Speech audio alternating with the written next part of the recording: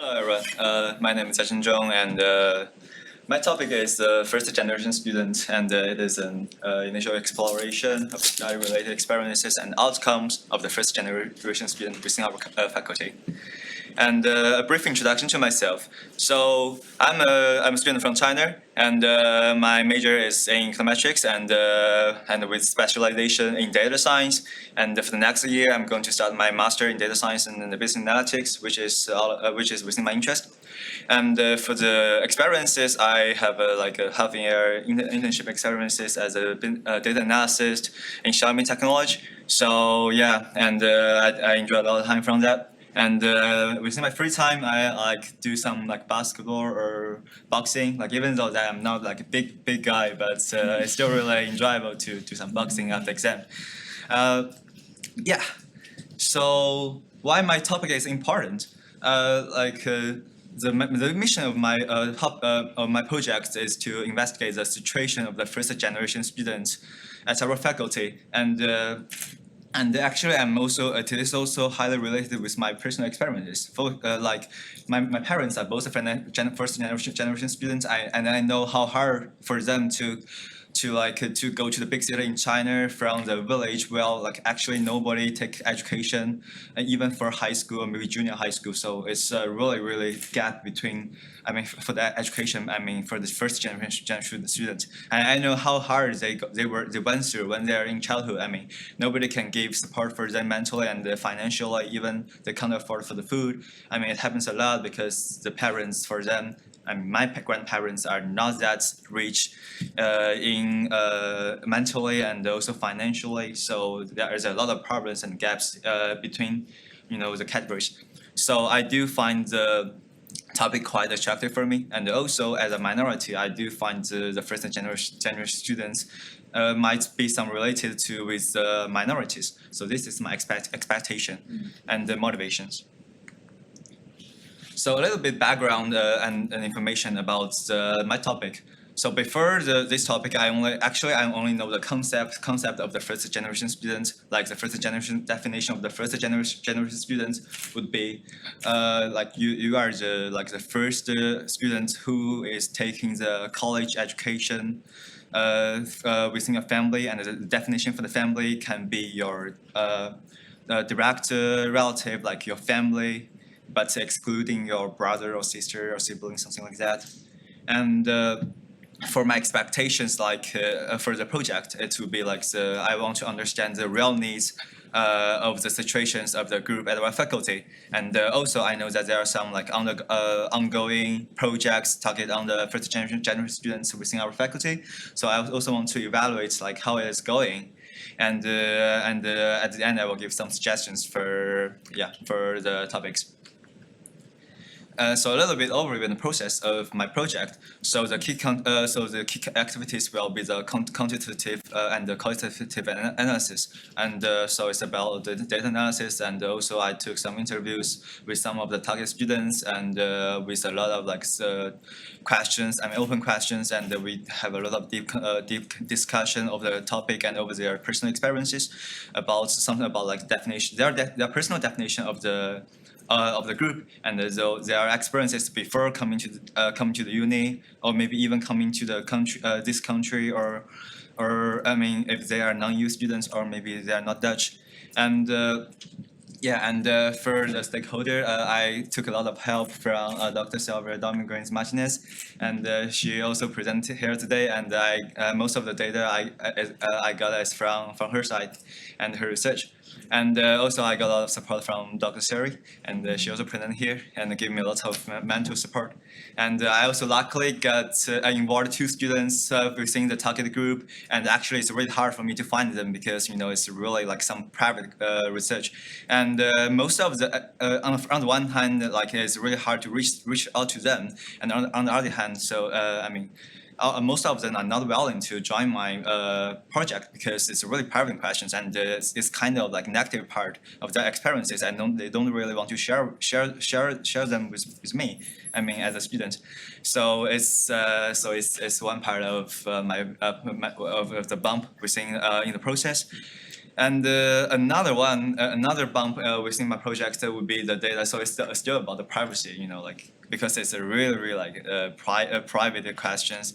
So it's a bit tricky and a bit trade-off, like how can whether I have access to the data. I mean, because it's all private data like nationalities and gender, age, and there's even scores. It's all really about privacy.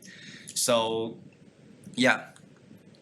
And let me quickly recap the current state. So the percentage of the group at our faculty is higher than I expect. So it's around like 24%. So actually, I think it's really something that we have to think about it. And it's not just like 1 or 2% or maybe 10%, and it's like almost 1/1 of our students. And luckily, we already have 2 programs ongoing, and it has been organized for years. And one is Gatherade program, so it's a summer school focused on better preparing first-generation students for the uni. And another one is the Meet Your Mentor program, and it's only Dutch, and it's helped target Dutch students to adjust to the labor market. And to be specific, maybe the nationalities would, or maybe the races would vary from Turkey, North Africa, Suriname, and also the first-generation students. Oh, forgot to mention the Get Ready program is also only organized in Dutch. So actually, the 2 ongoing programs are only for Dutch-speaking students, actually.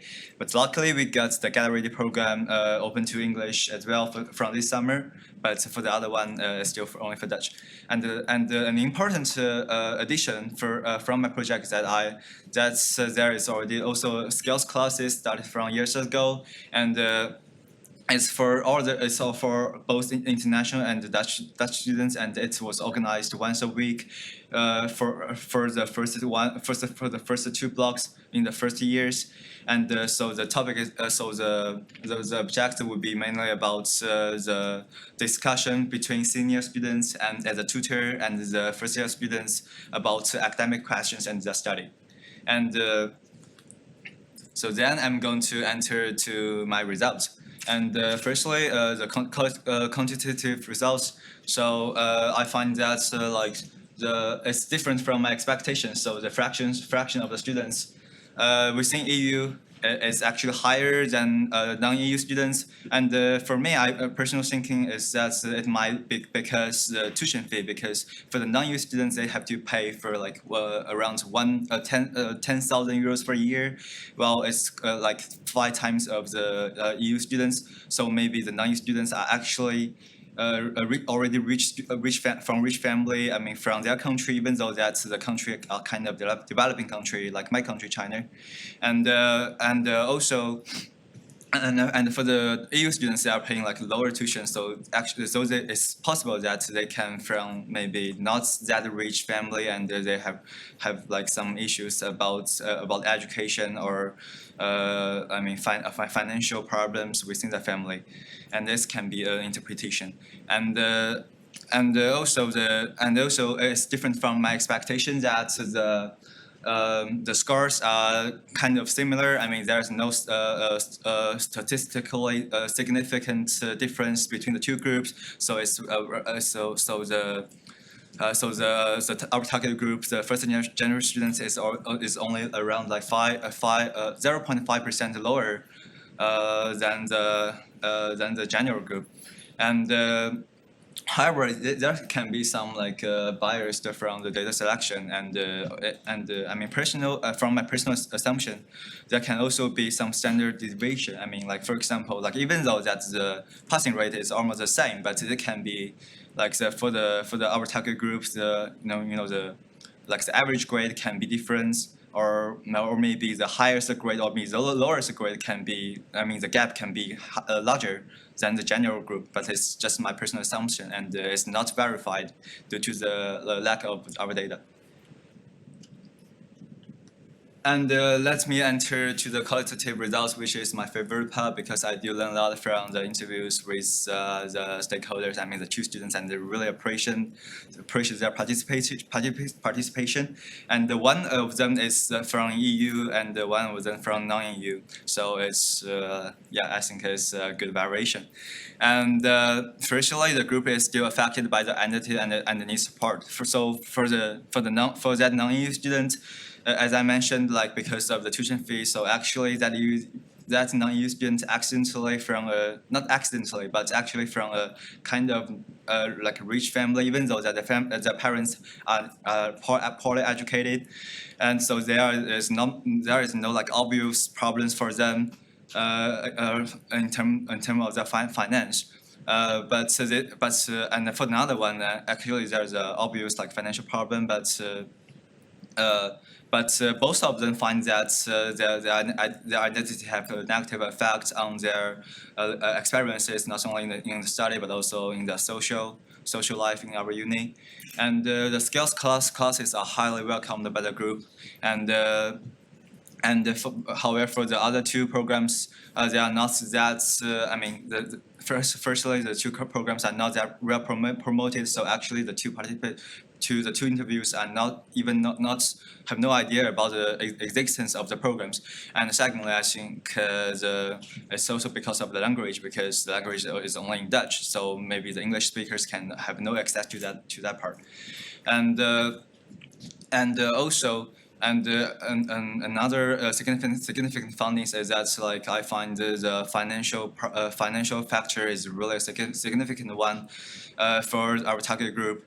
Because most of the problems are from our family finance. For example, like for that EU student, even though that she only have to pay like around 2,000 euros for a year, but actually she I mean, like for their country, their family, their family are really poorly educated, so the girl has no person to talk to when she dropped to like a downstream in the study, like a lot of exams, and she didn't pass. Then her family would really put a lot of pressure and also society because she is a girl and she is from a relatively poor family, so the tuition fee, even though it's not that high, but it still took a lot of like a family finance from the family.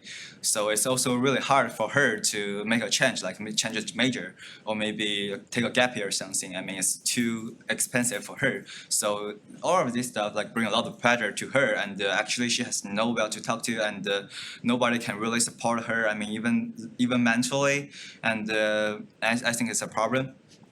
And also like.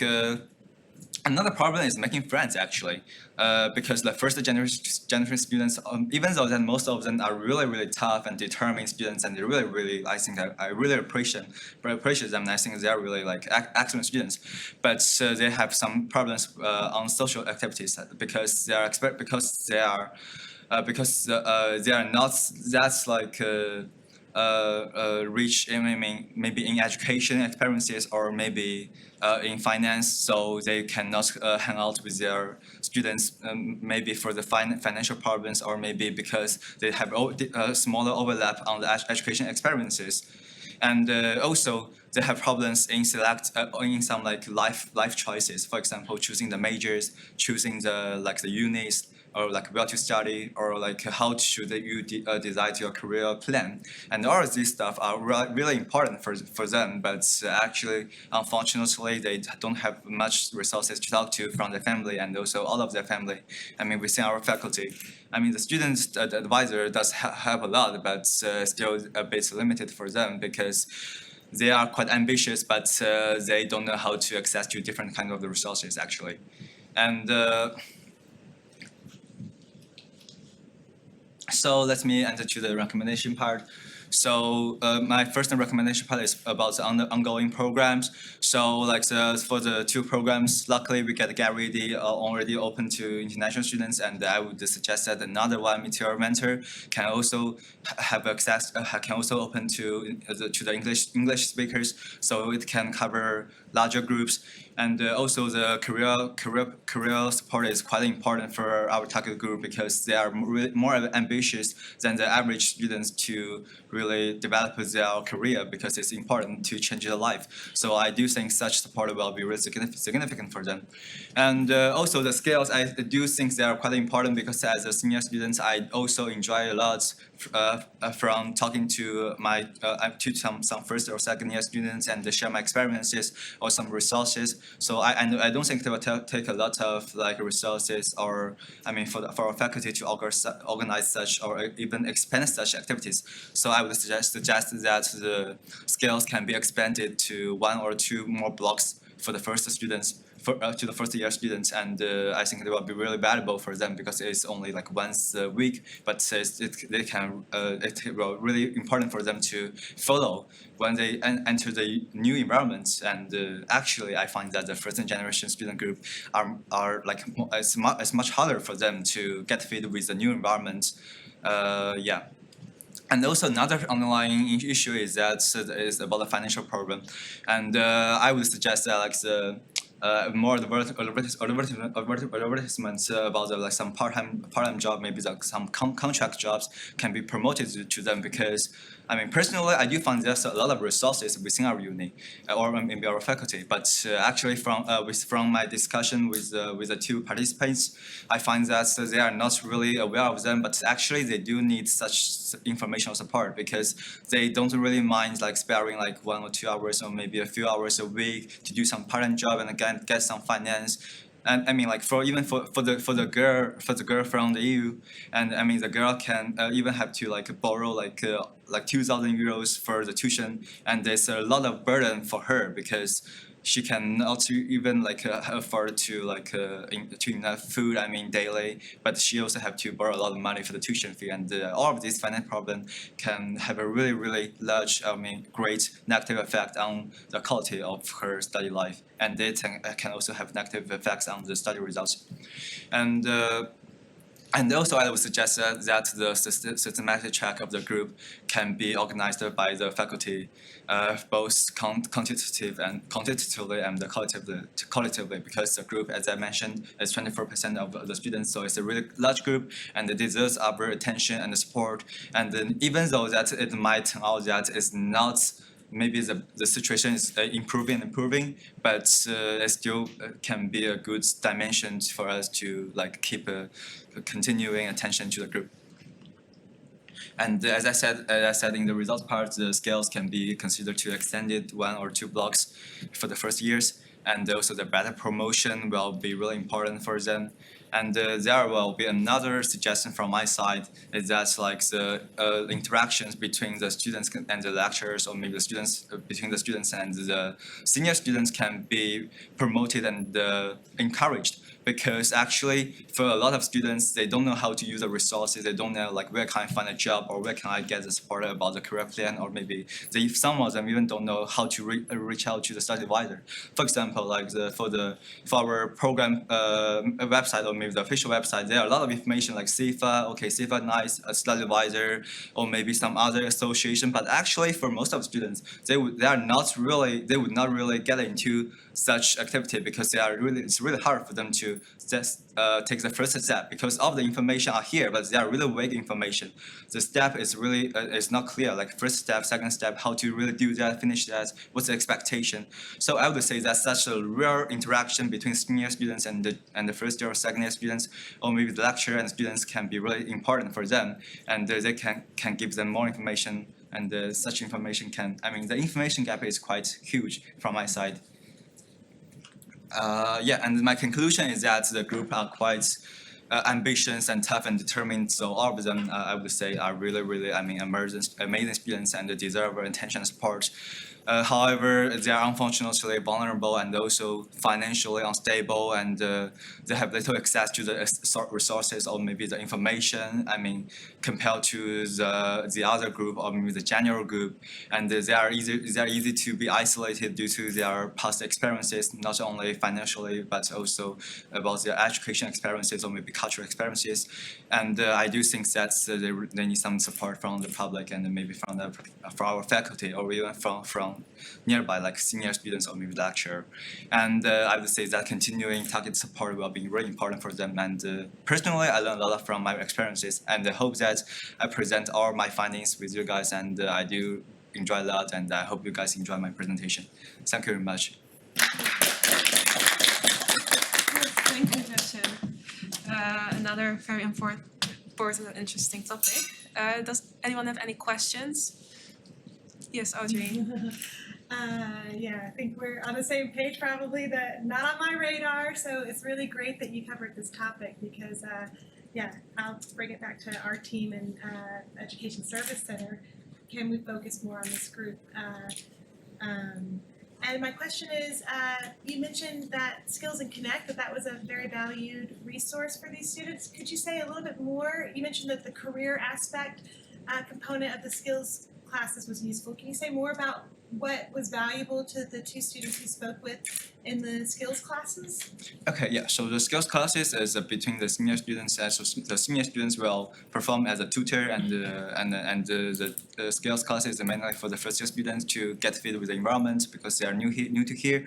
And for the group I talked to, and all of them feel really welcome because they kind of like really hard for them to grasp the knowledge from the lecture. Maybe, I mean, the lecture is not a lecture is good, but it's not.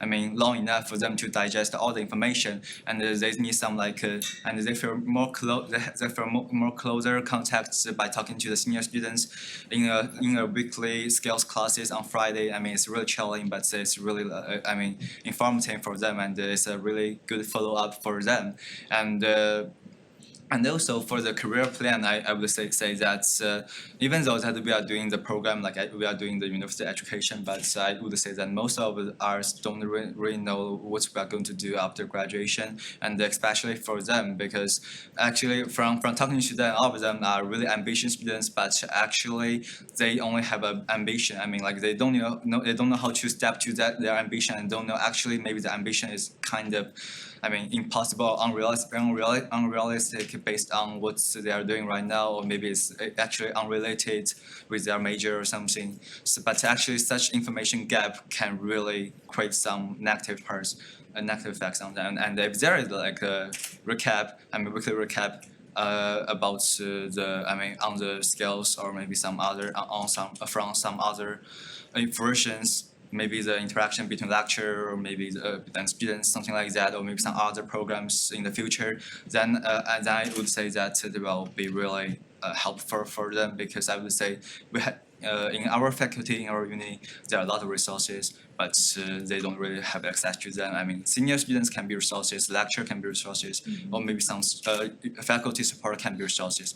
But actually, for the group, they don't really know how to use them correctly and how to approach them correctly. So such skills classes, firstly, can help them like can share the information, so they can know how to approach the resources by themselves. And secondly, they know how to.